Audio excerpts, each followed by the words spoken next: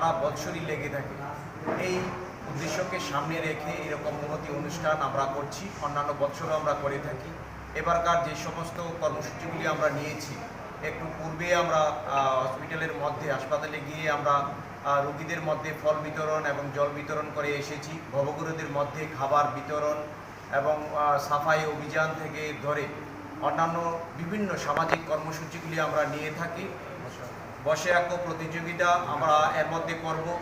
আমরা আগামীকাল বসে আঁকো প্রতিযোগিতা সাংস্কৃতিক সন্ধ্যার মাধ্যমে আমরা এই অনুষ্ঠানটুকুকে আরও মনোজ্ঞ এবং সুন্দর করে আমরা তুলে ধরার চেষ্টা আমরা করছি রামঠাকুর শ্রী শ্রী সেবা মন্দিরের পক্ষ থেকে।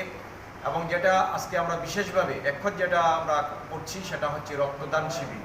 আমরা সবাইকে আহ্বান রাখবো তেলিয়ামুড়া রামঠাকুর সেবা মন্দিরের পক্ষ থেকে যে সবাই আপনারা এগিয়ে আসুন এবং এই মহৎদানে আপনারা সবাই অন্তর্ভুক্ত হন এবং যোগ দিন।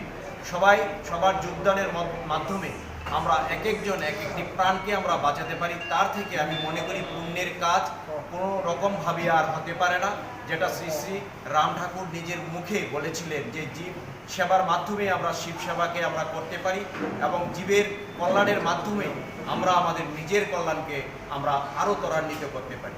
জয় রাম, জয় রাম।